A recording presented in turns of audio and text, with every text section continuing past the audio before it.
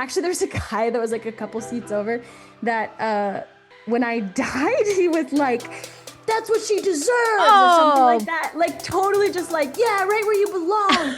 And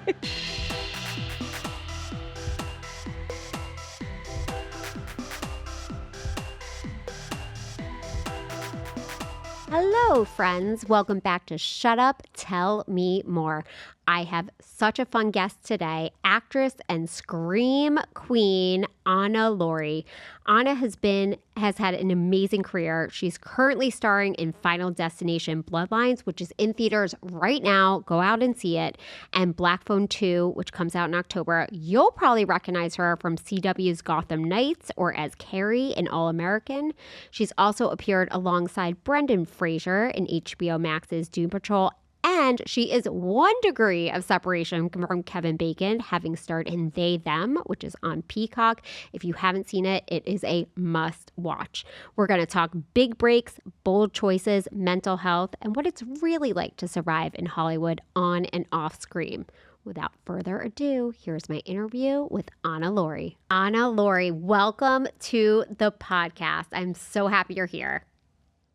thank you so much for having me. I'm excited to be here. Oh, well, congratulations on all of the success that Final Destination Bloodlines has had. You guys are the top grossing Final Destinations installment. What is that like? I mean, my first reaction is, especially to the box office numbers, is just like, thank God people are going to movies in theaters. So Like true. I was looking at the box office numbers for this summer and they were like, this is going to be the biggest summer box office since COVID, which is really, really fun because going to the theater is one of my like, what most sacred places. And so the fact that like we're so back is like, I think that's the best. I totally agree. That does. It really comes full circle. Like it's like COVID's finally over. Like let's just be back to normal, back to like the good things. And like as much as Final Destination is a scary, anxiety-filled movie, it brings you some comfort to see it back.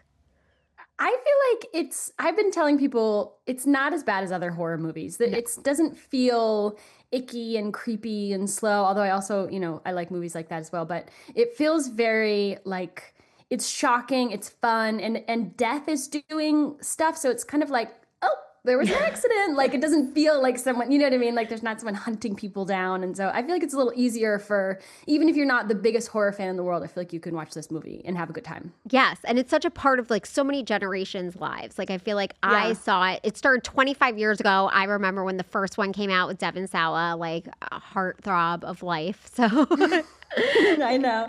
it's such a big part. So I will get back to Final Destination, but first I want to find out more about you. So you were raised in Iowa, of all places. What was that like, and when did you get bit by the acting bug? I would say that I got bit by the movie bug more than the acting bug. I just knew like I want to work in movies. So I actually was raised in Nebraska, Kansas, and Iowa. So if you're talking about people from the Midwest, I'm about as Midwest as Midwest gets. Yeah. And when I was in high school, well, I've always been obsessed with cameras. I from a very young age, I had this neighbor who had a VHS camera. Like you would buy like a big VHS tape and put it in it, and we would just film sketches. Like we just were nonstop filming each other, and that's kind of when I was like, oh wow, like this is such a cool creative tool. And then in high school, my parents got me a mini DV camera, and so then that became my camera. I just carried it around with me everywhere. And then I ended up working at an independent theater in my hometown in Dubuque, Iowa. And I feel like that and being a part of that community, because the people that owned the theater also were like, they just loved film. They wanted to make film. At the time, I think Iowa, they were kind of fighting to have a tax credit in Iowa. So Iowa could be a bit of like a Georgia situation. Oh, yeah. And they were actually the founders of what is now the Julian Dubuque International Film Festival, which is like, I see friends like submitting shorts to this film festival that's like from my hometown. So it was kind of like I had this really cool creative community that wanted to make film in Iowa. And I think, I mean, as far as moving to California, I had an uncle that lived in California and I visited him once when I was like, I think 8 or 9. And it was just like, I think it just stuck with me. You know what I mean? I was like, Oh my God. Like seeing the beach and being on a plane for the first time and all of that. I think I just had this like, I just knew, like, I was like, I have to go out to California. Like those stars in your eyes. So were you behind the Yeah, camera totally. for most of your childhood? Like when did you start I would acting? say it was like it was kind of both, you know what I mean? It was almost like a Duplass brothers kind of just like whatever, I'll hold the camera, you hold the camera, I'll be in front of it. Like especially because I worked at an independent theater, so I would go see like, like I saw the diving bell and the butterfly and I was obsessed with the way they shot it and I would be like I'm going to film, in this style, but I'm also going to make my brother film me, like so I was kind of always doing both. I Yeah. love how absolutely into it you were. When did you think to yourself, like, I could really make it big in Hollywood and actually, because like so many little girls, especially, grow up being like, I want to be an actress, I'm going to be famous. And like, let's be honest, it's like 0.002% of people that actually achieve the dream that you have. So when was that I moment? know. I think I remember after I first moved here, and I'm trying to remember if it was, I think it was maybe right after I'd met with a commercial agent. So when I first moved out here, I was a production assistant for a little bit, but I was really bad at it because I'm just kind of born a creative. Like I was really struggling to like focus on, it was like we need you to lock up this part of the set and keep everyone quiet, and I would just be the one talking. So I, Yeah. I I feel like production assistant immediately for me was just like I don't know if this is right. You're like, I'm And not so getting anyone coffee. No. yeah, well, exactly. Like I was just kind of like I think daydreamy, you know what I mean? Like just not really locked in on what they needed a PA to do. But I started doing extra work because I was like, this is a great way to get on set. And so I sort of just I ended up meeting people through being an extra, and eventually I met with this commercial agent that a friend recommended me to, and I actually found out later that the commercial agent was like, oh yeah, thanks for the recommendation, and they weren't going to follow up. And this friend that I had made emailed them a second time, and he was like, you really should meet this girl. So it's one of those things where it's like, you say like 0.002% of people make it. It's like it's because it's just so much luck. It's like Yeah. the fact that this friend of mine like wanted to follow up, that I even got anywhere. I started doing commercials. I think that was probably when I was like, oh my gosh, like I have an agent. Just the word like an agent was Yes. so crazy to me. It's a flex. It's like, oh, I'm represented. I have an agent. That's And it so was fun. stuff that I'd only ever like heard of in movies or something. You know what I mean? Like the idea of having an agent just seemed so like, yeah, Hollywood, so Hollywood. Yeah. So you started out in commercials. What was that experience Yeah. like for you? Well, it was great because I had so many different jobs. I was doing so many different jobs. I worked at a haunted house. I worked at a Starbucks. I've had every job you can imagine. And so when I started doing commercials, it kind of funds your lifestyle in a different way. And so I ended up booking this. Um, it was an FDA anti-smoking ad. And it was Oh, directed by Peter Berg. Yeah, he's like, it's so funny. This is like for a while, and that up until Final Destination, this is what my boyfriend would show people that they would I remember love me that. from, because it was a set of commercials in like 2012 to 2013 or so, I think, where I was peeling my skin off. I was like peeling my cheek off to pay for I cigarettes. totally know Have what you you seen are it? talking about. Oh my God. No wonder he shows that. That is Yeah. like He's Emmy like, she Award was in winning this commercials. commercial. Yes. Yeah, yeah. And Peter Berg, who's an amazing writer director, directed them. So I got to work with a lot. And the Howard, oh my God, I'm blanking on Howard's name, but he's a famous K&B special effects. He's a famous special effects guy that designed all the special effects for it. So I got to work with all these professionals really early on in my career. And yeah, the anti-smoking commercial just kept me going That for a is while. iconic, like Yeah. incredibly iconic. And I feel like, And weirdly kind of horror like yes, adjacent, like those commercials were. Yeah. yes, it was like very much a sneak peek into your future. That is so much fun. I absolutely love that. So you talked about when you were 19, you moved to LA. Is it true that you shaved your head to get certain roles? No, actually I just had short hair and I had always wanted to shave my head. So You go. I love I this. just shaved it because I was like it was already kind of short and I was like, you know what, I'm just gonna see what being totally bald looks like. But that ended up kind of being that was what got me the most extra work, I think, because as an extra, if you have a unique look, they're gonna call you and try to book you. And so having a shaved head, yeah, I think I did a few different roles with, yeah.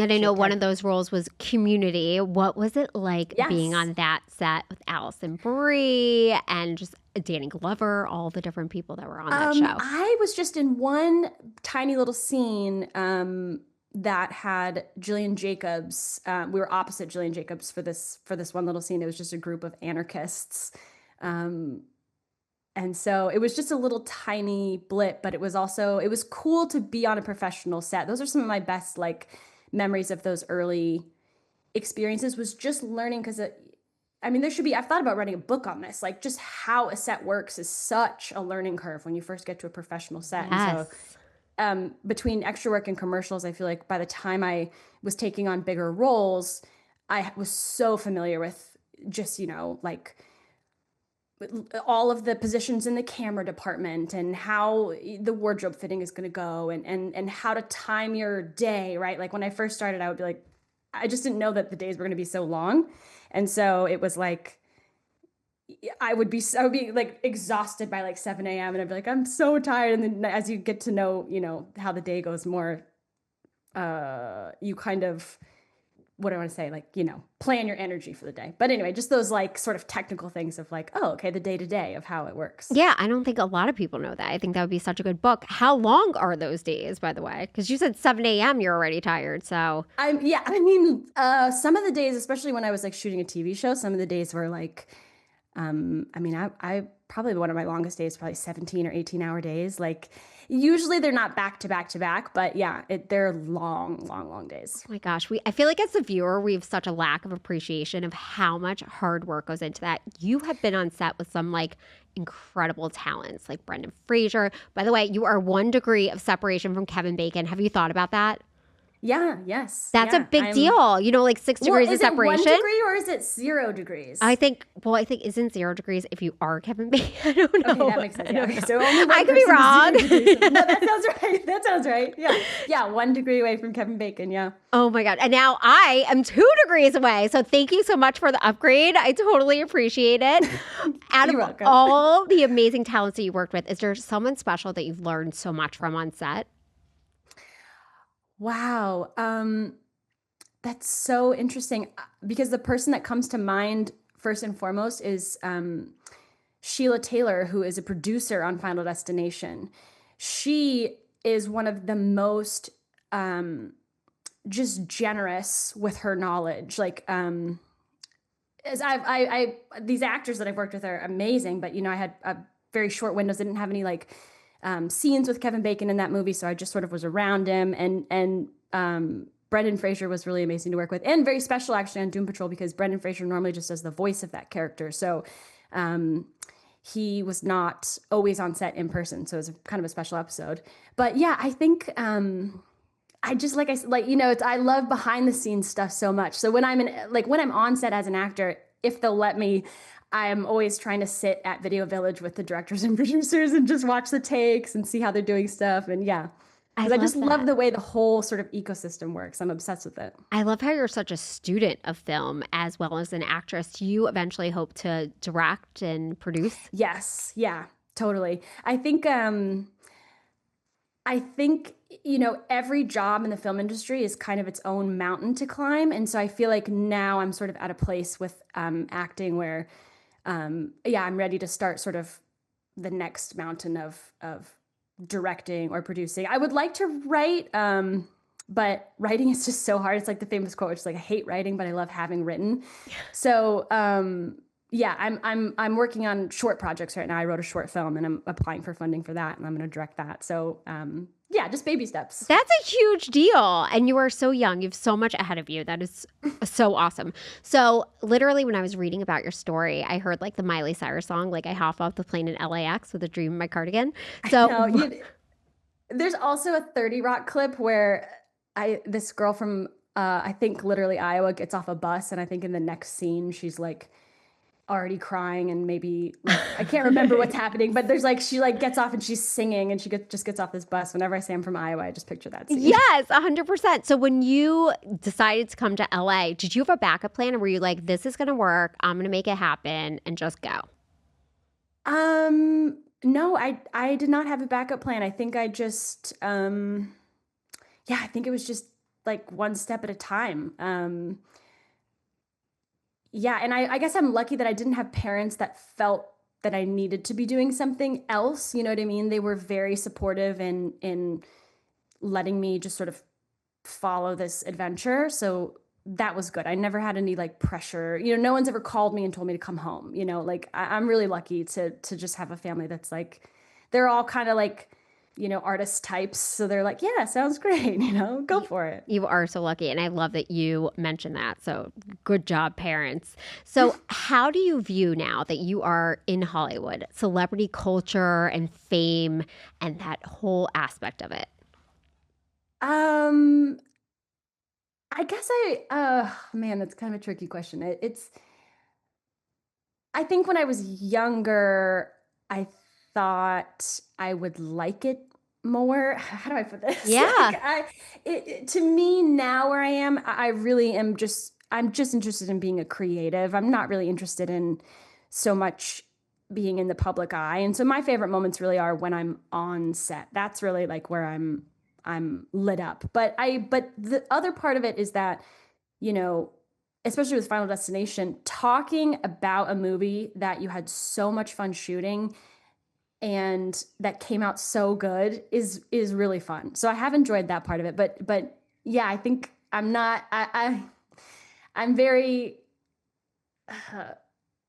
I'm less inclined to this sort of bright. It's not my nature. You know what I mean? To Yeah. sort of be in the spotlight. And I've kind of always been that way. I've always been a kind of a nervous auditioner and just sort of a shy, not a shy person, but a shy performer, you know, like I think it's always kind of been, yeah, I just want to be creating. I love So that. And I think that's so refreshing for people to hear. Because, we see you on the big screen. We're like, your image goes flying as far as like, oh, she has hair and makeup. She's in this big, amazing film. Like, you have no idea what people are really thinking behind the scenes. So I love hearing that.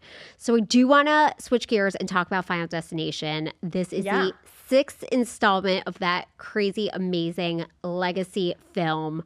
What is it like now for you being a part of this?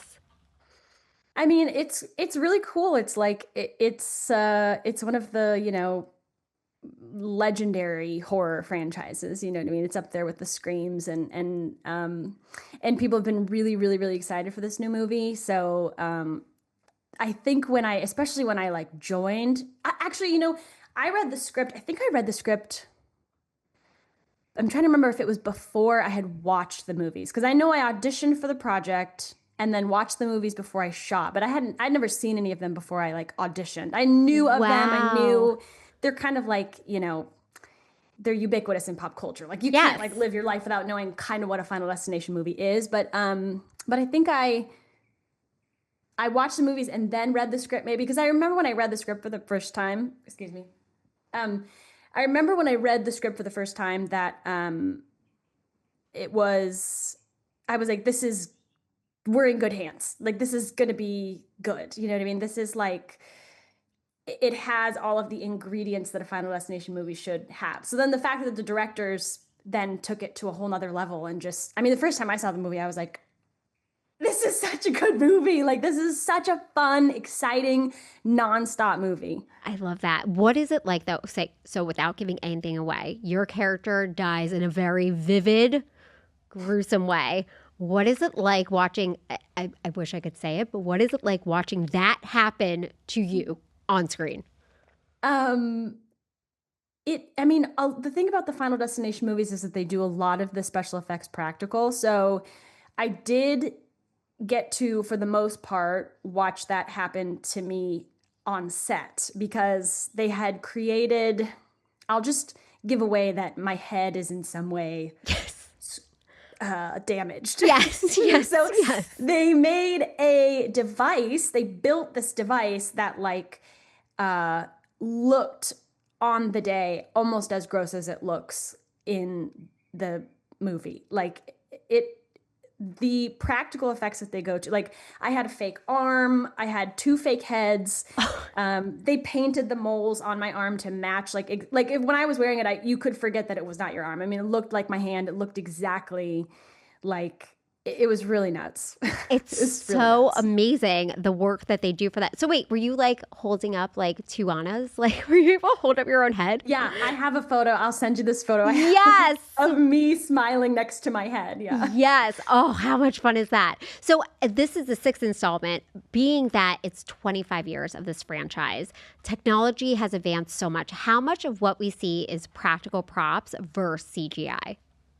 I would say, oh gosh, I don't know how to exactly break it down because it varies per stunt, but like there's a death where someone is crunched in half backwards, and the way they did it was they had the actor as the top half and they had the stunt person as the bottom half, and that's how they kind of like broke his back.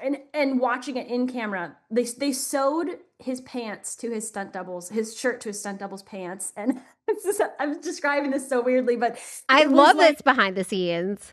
it looked so gross on the day. Like it was really uh it was disgusting. And so a lot of it is practical. And then I think the other thing when you mentioned technology advancing, like not just to have special effects advance, but we had this artist named Nordine Rahali, who is a really, really talented special effects artist. And so he was a huge get, I think, for the film because his work really elevated. I mean, especially that opening sequence with the sky view. It's just like, I mean, but a lot of that fire in the sky view in the first opening scene is real fire. I mean, they do so much practical. Oh my gosh. Is that so much fun to film with all that stuff? Because it makes it so real. Well, it's I have a harder time doing stuff with special effects because there's we you only have three takes, we only have three arms. Like you have to really be We're going to be so out of arms. It's a we're problem. going to be out of arms, so you have to make sure your performance is there. And it's good. It was This film was amazing practice for that kind of stuff, like to just be so used to like um I don't know, just to be so on your game and so sort of like staying super aware of what's happening. But it's not acting wise. I much prefer the scenes where it's just like a group of us talking. It's a lot more interesting as an actor, I think, to do those than to do the ones where you're like I had a special effects guy strapped to the front of me, a effects guy strapped to the back of me. Like there's so many people and there's so much pressure on like to get the shot, and so it's a lot. That is a lot. That's got to be hard to like stay in the moment. So I've always wondered this about horror movies. When you are filming and there's like a jump scare or like someone pops out or like Mm. something Final Destination-y occurs, is it scary to act that out? Like, do you get authentically scared? I think so. I don't think there's any way to act some of these things without kind of traumatizing yourself. Like Yeah. I think a lot of it you kind of just want to go like some scenes you just want to go into that sort of fight or flight, heavy breathing, and just really let yourself be super present. I think one of the hardest things about film versus like if you're doing like theater or a play where it's a long continuous thing is you depending on the shot you have to be at a 10 or whatever it is Hmm. as they're calling action. So that's one of the things that I think is really important for actors to know is like as they're rolling sound, that's when you want to start getting into your own headspace. You don't want to hear action and then be like, oh, I need to be terrified, or I need to be being electrocuted, or I need to be whatever it is. So what do you do? Do you like go off set heavy breathing? I've always wondered this. Like, do you walk Hmm. like? Cause I feel like I'd walk on set like hi, and then flip. I mean, I'm not an actress, farthest thing from it.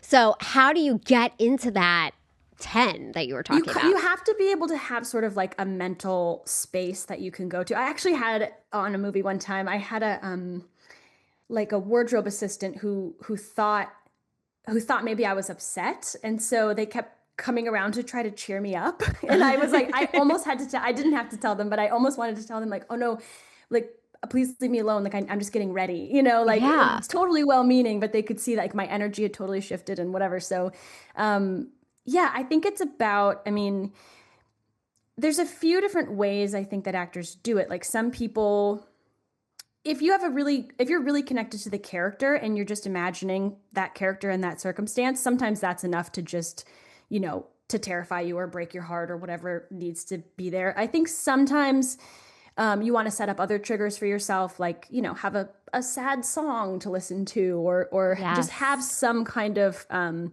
something that can take you to where you need to be.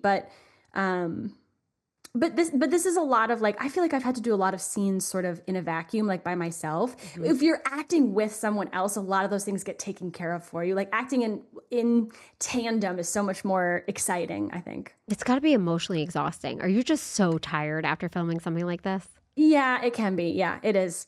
Especially like if you need to cry over and over. I don't know why I've cried in like everything I've ever done, but Yes, yes. so I'm like You've a always done things professional with such like crier. turmoil. Like you've not done any, I feel Yeah. like nothing like light and cheery. It's all No, been like I so deep. know. Which is so funny because I'm like, my taste is so light and cheery. It's just like I've just been drawn into. But I would be lying if I didn't say that I like.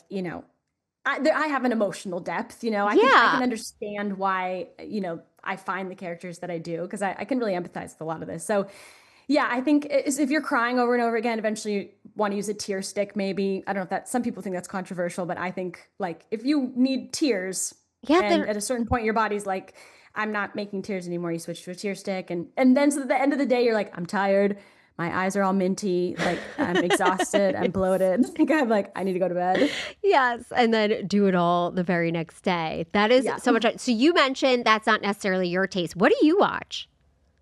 I mean, I just loved the Four Seasons. Did you see that Yes. Netflix? Oh my God, The I t- just started watching it. It's so I good. loved it. Yeah, I love like just a cheerful ambient. No one's dying. Like I'm like waiting for the next season of the Great British Bake Off to come out. Like that's me every year. I'm like, what month does it go on Netflix? Like I can't wait to see that. I Like love that. You're like all about the light, and then here you are in these totally. extremely emotional roles. That is so much I fun.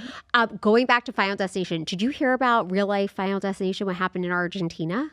Yes. Okay. Yeah. Everyone and their mother sent me that article. Yes. Yeah. But Yes. was everyone okay? Everyone's okay. So that's why I'm Okay. like, okay, we could talk about it. But like for Okay. those that Good. don't know, like people were just sitting in the theater watching Final Destination. They heard a crack and the freaking ceiling caves in. But my favorite part of the article was that like no one was seriously injured, but as this one mom was being tended to, like she's obviously so upset. She's like, my daughter could have died. This is such a bad thing. And like the manager comes over, they're like, how can we make it right? She's like, could you comp my ticket? Like it's like, I feel like maybe some more action needs to be taken. But that Yeah. would freak me out. Does this being in Final Destination, does it change the way you look at like everyday objects?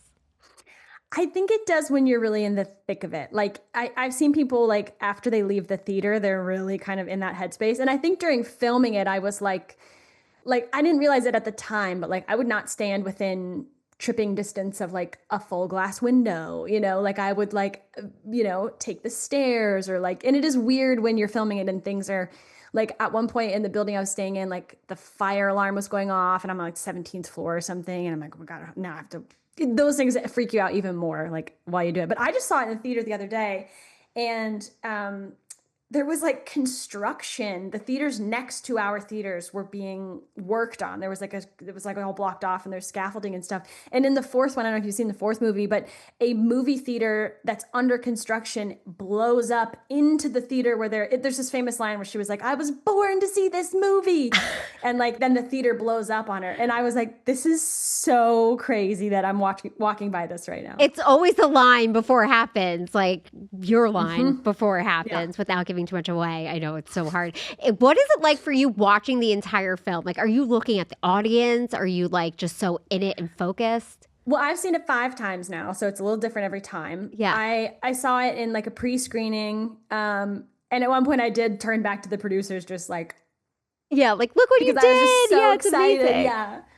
And then I saw it in a Fangoria fan screening, which was with all horror fans, and that was so fun because it was the first time that like we'd heard other people's reaction to the movies. But I will say since then, so I just saw it in a regular theater with friends last weekend. Like it is like it's a crazy, like what I want to say, communal theater Yeah. experience. Like everyone is so involved and screaming and gasping, and like it was really, it was fun. Actually, there's a guy that was like a couple seats over that when I died, he was like, that's what she deserves, or something like Oh. that. Like totally just like, yeah, right where you belong.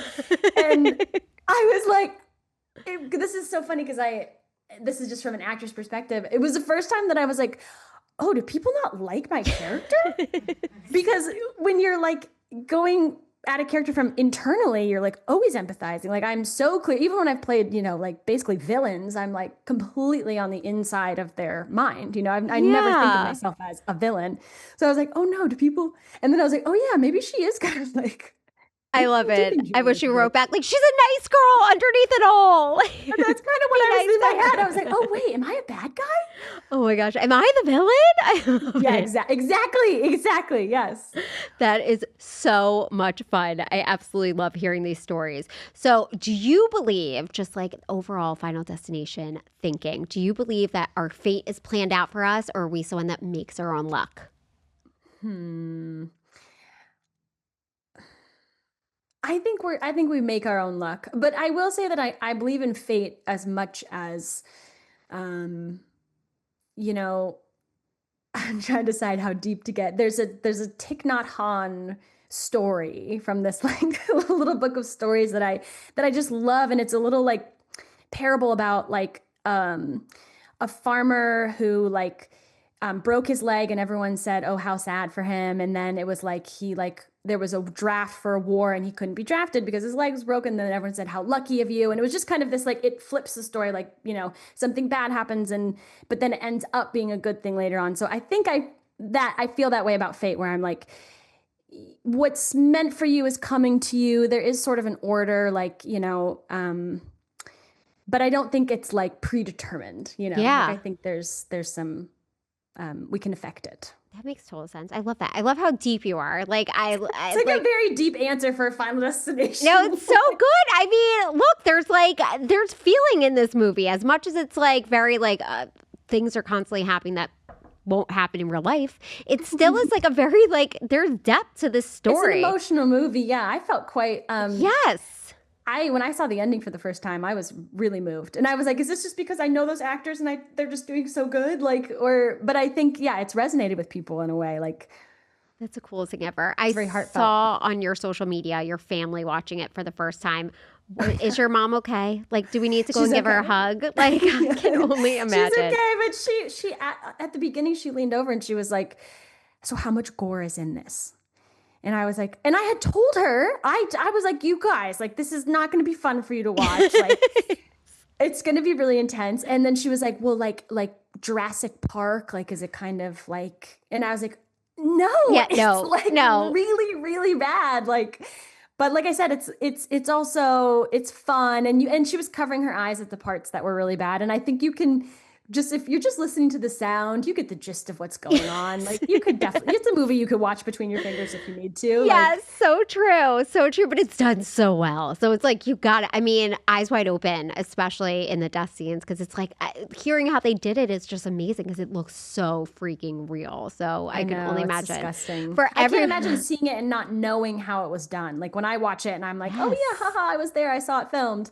Oh yeah, I know that's makeup. Like I can't imagine watching it and not knowing those things. For me personally, like Well, they deserve all the awards. Like the way that it is just created and the practicals are just incredible. It's so it's really good. cool. Everyone has to run out and see it. I do want to switch gears and ask you about mental health because May is Mental Health Awareness Month and I know that you posted about mental health. We were talking a lot about how you are so deep. So this movie is really about a lot of fear and anxiety. Are those things that you deal with in real life? Absolutely. How do you I would cope? say, I mean, I think I being in therapy has been enormously helpful. Just sort of CBT, just sort of learning about my thoughts and sort of noticing them. Last year, I started doing yoga, which is has been really good because I think, especially as someone who has anxiety and tends to overthink, um, it's very hard for me to slow down. And so finding yoga and being able to sort of um, learn how to breathe properly and sort of how to like be more in the moment. And I felt that yoga is a little more physical than meditation, so it felt a little more accessible for me. Yeah. That really helped a lot last year. I think I'm also I quit drinking when I was very young. Alcoholism runs in my family, so I'm someone who's very what do I want to say? I like to stay present. I like to stay in real life, and I think um, not drinking has been a big part of that because I think when I was very young, um, my anxiety was definitely worse, and I Yeah. think I've just always looked for um, ways to, I don't know, just to feel the most like myself, to feel the most regulated and close to myself. So I definitely recommend yoga if It's so that's good that something that I love you're. that you said that because, yes, I agree. Like, meditation isn't for everyone. It is, some people need more physical movement. I'm a So, little bit too hyperactive, I think. Like I'm like I want to go through my day and get everything done, blah blah yes. blah. And so like having yoga where it's like, uh, sometimes you're struggling physically a little bit. Like there's a great video my boyfriend sent me of Arnold Schwarzenegger talking about working out, and he's like, "It's good to start your day with a little struggle." And I'm like, yeah, there's something about like just getting into your body, I think, and getting out of your head that feels really good. Yeah, and that's a total reframe. I love that. You mentioned your boyfriend. Can you talk about him for a quick second? I know that he is a professional wrestler. Oh my God, I know um, yeah, it's so funny. I never thought I would be dating a professional wrestler. I Yeah. even had someone say like, I never saw this for you. But when people meet Ryan or see us together for the first time, they're like, oh, I get that. I get why that works because I think we're both just, he's very much like me. We're both just sort of student of the earth type, like Yes. he's really interested in learning about new things. Like one of our favorite things to do when we're like on vacation is we go to like natural history museum or like a little, you know what I mean? Go just sort of learn about science and nature. And so we connect on a lot of things. And I don't know, he's just someone that has, as long as we've been together, he's always surprised me.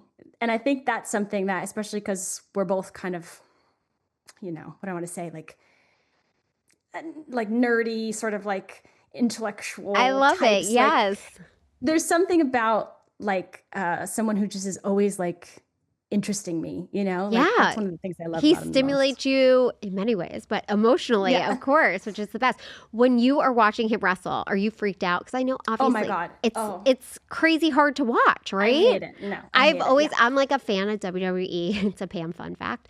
But I Are have you always, really? yes. Oh my God. I watched it Oh when I my was like, God. You should be a commentator. You would be oh, I so would love good. it. I A would love commentator or it. like an announcer. Oh, you I would be would love perfect. it. And it's like a party trick. It's like we wouldn't expect her, but like, oh my God, I Yeah. love it. I love the whole thing. But it is hard work and it is risky. So I can only imagine Yeah. for you, like watching him do all the moves must be like take your breath away. Are you just like No, biting your nails the whole time? Like, yeah, it's not my favorite. One of the things I like about him though is that he's a heel, and so a lot of his time is spent just running his mouth. And yes, I'm like, yes, the more you can do that, the better. The yes, more that you're just yes, on stage with the mic, yes, talking shit, yes. and like not actually getting in the ring, the better. But a lot of these guys, like, they do have quite long careers, Oh, It's for like sure. they Yes. wrestle for decades. Like, Yes, absolutely. I mean, they're athletes and also perform. I mean, it's a very niche thing because they're athletes yeah. and they're performers. They know what they're doing. They know how to protect their bodies, but still, it's got to be like it's like any Ryan, I will professional. shout out.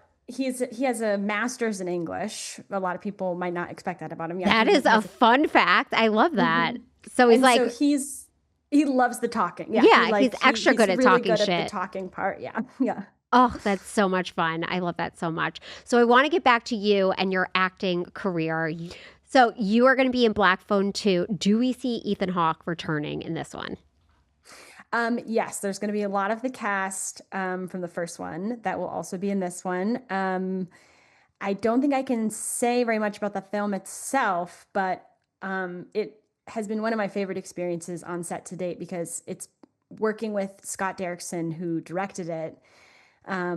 He is just like, he's kind of like me, very like intellectual, pure creative, like just um, and super specific, which is so nice as an actor because what you really want from a director is someone who knows exactly what they're looking for and is communicating it super clearly. I mean, this is what I want. Maybe, you know, maybe it's not what every actor wants, but I love clear communication. So I love when someone comes in and is like, don't put your hand up there, do this again. That was great. Don't do Yes. this, blah, blah, blah. And then let's go again, So, Yeah. Are there times um, where you're on set where you're like, am I doing this right? Am I pleasing them? Like they're not the saying whole time. anything? Oh The my whole time. gosh. Yeah. And it was such a journey for me because I feel like I do sort of tend to be a people pleaser. Like I'm very much like, you know, I just want to do a good job. I want to be a team player, whatever. And it was a big learning journey for me where I was like, people are only going to tell you if you're doing it wrong. Like you just have to internally be like, I'm doing everything right. I'm doing everything right. I'm doing everything I came here to do. Not even right. Right's the wrong word, but everything I came here to do, everything that I,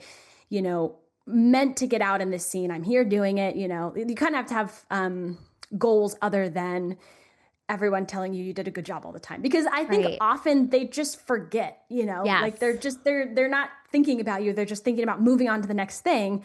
And if they got it, they're happy. And that's that. Yeah. That's like a life lesson for sure. I feel like. Totally. Where it's just like, just worry about yourself. Yeah. Yes. Yes. So true. And do the best you could do and have self confidence. Have you ever dealt with imposter syndrome in this industry?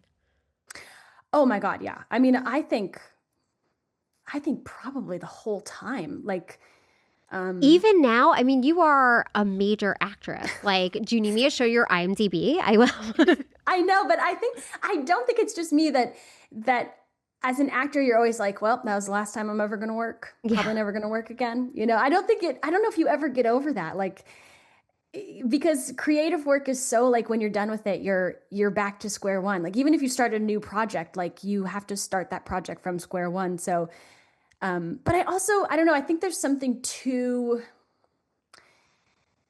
maybe not imposter syndrome, but there's something to always wanting to be better that I think is healthy. Like as long Yeah. as you're acknowledging your wins and acknowledging your growth, like I think never quite feeling like I've arrived, I've made it, I don't need to try anymore, I don't need to work anymore.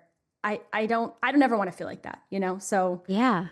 there's a balance of feeling like secure and assessing yourself correctly and then also, seeking growth. Yeah. I love that. So, what is on the horizon for you? I know that Black Phone 2 comes out in October. I cannot wait to see it. I'm so curious as to where this story goes, by the way. So, I am so excited. And if people have not seen Final Destination, they got to get in there. So, I feel like there's so much ahead of you. What is your dream role? Um, well, I would love to do a movie that my parents could watch.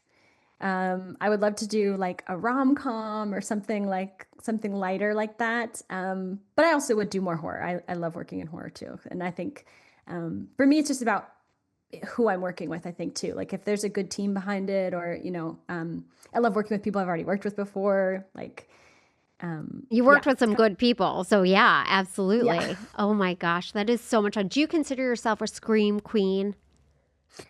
I mean, I've heard it a lot recently. You I've heard deserve it the quite a lot. moniker. Then you Oh, deserve the thank you. moniker, but that does not mean that you just have to be pigeonholed to horror because you have so much depth. I'm so grateful that you were here today. People, you've got to get out there and see Final Destination. It's in theater, so you get the full experience. And Black Phone 2 coming out in October. Where else can people find you? I'm just on Instagram at Anna_Lori. Amazing. Well, Anna, thank you so much for being here. I had so much fun talking to you, and I can't wait to see you in more and more things. And thank you all for And it's been my listening. pleasure. Yeah, thank you. Thank you all so much for listening. I'll see you in the next one. Thank you so much for listening to this episode of Shut Up, Tell Me More. You can find us on Instagram at Shut Up, Tell Me More. Remember to subscribe to the podcast. If you listen on Apple Podcasts, go to the show page and click the follow plus sign. If you listen on Spotify, click the follow button. You can also find us on YouTube.